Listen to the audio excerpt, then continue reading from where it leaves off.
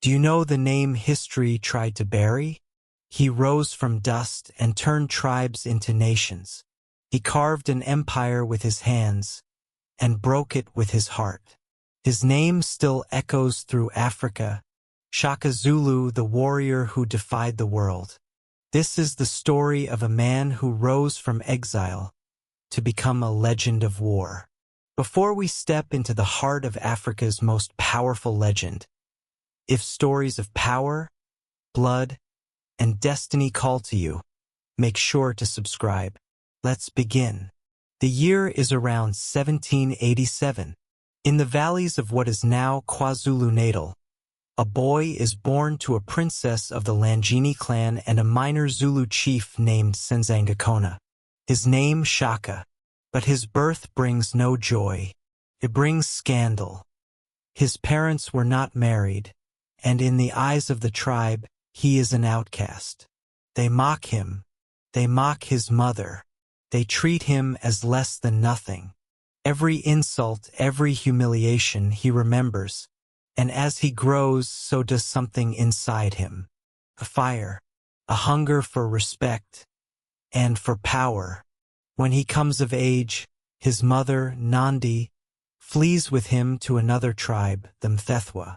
There, under Chief Dingiswayo, the young Shaka begins to find purpose. He joins the army, learns to fight, learns to lead, and soon he begins to change the very nature of war itself. At that time, African warfare was ritualized, more about courage than killing.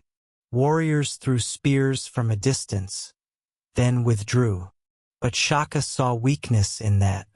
He believed battles, he reinvented the spear, shortened the shaft, widened the blade, and created the Iklwa, named for the sound it made when pulled from a man's body. A weapon for close combat, a weapon for conquest. When he led his men, he ordered them not to throw, but to charge, to close the distance, to kill quickly, completely. Blood replaced ritual. Fear became loyalty, and the Zulu army was reborn. He organized his forces into regiments, Amabutho, trained them year-round, and bound them to a single purpose. They moved as one, fought as one. And for Shaka, this was only the beginning. The Zulu would no longer be a scattered people. They would be a nation, forged in discipline, fire, and faith. But before the rise, there is always loss. When Chief Dingiswayo is killed by a rival tribe, the Mthethwa are left leaderless. Shaka steps forward not by birthright, but by strength. He seizes command, crushes his enemies, and unites the survivors. And by blood and brilliance, he becomes king. The outcast becomes a ruler. The boy mocked by his people now commands thousands. His first campaign is merciless. He absorbs tribes, destroys rivals, and reshapes the land under one banner, the Zulu banner. Village burn. Warriors kneel, and in every direction, the legend grows. They say when Shaka marched, the earth itself trembled. They say his armies moved like storms, silent, coordinated, unstoppable. No enemy could stand against them. But this was not only conquest. It was transformation. Shaka restructured his entire nation for battle. Men trained endlessly. Women sustained the economy. Villages became supply chains. The Zulu kingdom became a machine. And at its heart, one man whose eyes could silence an army. Yet the same brilliance that built an empire began to twist into something darker. He demanded perfection. He punished hesitation with death. His warriors would charge through thorns barefoot to prove loyalty. Obedience was survival. Fear his crown. Despite his cruelty, his empire flourished. From the hills of Natal to the banks of the Tugela, one tribe after another fell or joined him. Those who resisted vanished.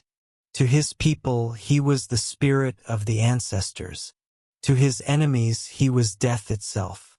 And yet, even as he conquered kingdoms, he remained haunted, driven by something he could never defeat. The year is 1827. The Zulu kingdom stands at its height, powerful, unified, feared across the southern plains. But its king is breaking. Shaka Zulu, once the master of strategy and order, has become consumed by grief. His mother, Nandi, the only person who ever softened him, is gone. And in her absence, something dark takes her place.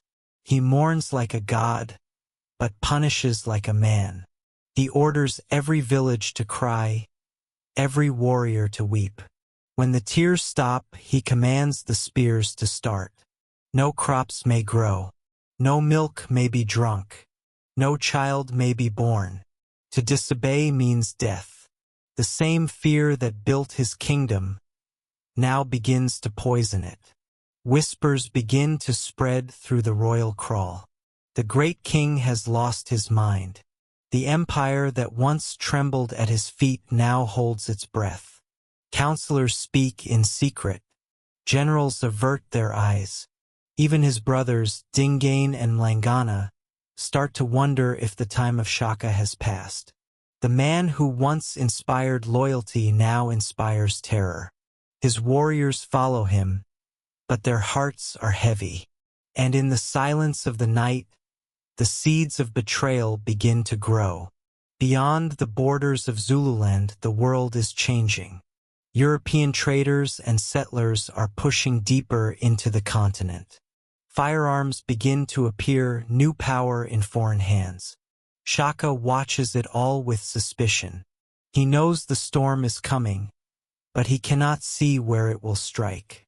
He sends emissaries to distant lands, strengthens his regiments, but paranoia blinds him. He accuses his own men of treachery. He orders executions without trial. Friends vanish in the night, and loyalty becomes fear. And still, he dreams of expansion. He wants to march north, beyond the Drakensberg Mountains, and conquer all of southern Africa. But his generals whisper, "The army is exhausted, the people starving. They need rest." He refuses. Among those who can no longer bear it are his half-brothers, Dingain and Mlangana. Once loyal commanders, now haunted by the blood on their hands. They know that if Shaka's madness continues, the kingdom itself will die. Quietly they conspire. They recruit one of his trusted attendants, Mbofa, to lure the king into a trap. The plan is simple, swift, final. September 1828. The sun is setting over Quadakuza, the royal homestead. Shaka walks among his soldiers, still speaking of future wars, future glory. He does not see the shadows behind him move. Mbofa strikes first, a distraction. Then Dingain and Mlangana step forward, spears in hand. There is no ceremony, no hesitation. Only the sound of steel meeting flesh. Shaka turns, eyes wide, not in fear, but disbelief. The men he trained, the brothers he raised, the blood that now spills, his own. As he falls, the great warrior who once commanded thousands whispers his last words. "Are you stabbing me, brothers? You kill me, thinking you'll rule. But the world will not forget me." He collapses into the dust that once trembled beneath his armies, the dust that now drinks the blood of a king. And just like that, the storm ends. Dingain takes the throne. The kingdom Shaka built, forged from fear, brilliance, and blood, now belongs to the man who ended him. But the shadow of the fallen king lingers. For though Shaka's rule had grown cruel, his vision had been unmatched. Under his reign, The Zulu had become a people united by identity and strength. Now they stand at a crossroads, a kingdom without its god. Some rejoice, some mourn, but all remember. Stories begin to travel, whispered in huts, carried across rivers, retold by traders and travelers. They speak of a man who could read the wind before battle, a warrior who made the ground itself tremble, a ruler who commanded the loyalty of thousands and the fear of all. To the Europeans, he becomes myth, Africa's Alexander, its Caesar, its Attila. To his people, he is more than human, the spirit of the Zulu, reborn in every warrior's heart. And even as time passes, his story refuses to fade. Decades later, the Zulu kingdom would face another storm, the British Empire. And when the Zulu warriors stood at Isandlwana, facing guns with spears, they carried something more powerful than weapons. They carried the spirit of Shaka, his discipline, his courage, his unyielding will. In every battle cry, his name echoed. In every victory, his shadow stood beside them. Because you cannot kill what has become legend. Shaka Zulu ruled for just over a decade. In that short time, he reshaped an entire nation and changed the course of Southern Africa forever. He was a strategist, a visionary, a tyrant, and a genius, all in one. He rose from shame to sovereignty. He turned spears into empires. He united a people who would never again be forgotten. But power comes with a price, and every empire built on fear eventually meets the blade it forged. Today, historians still argue. Was Shaka a hero or a monster?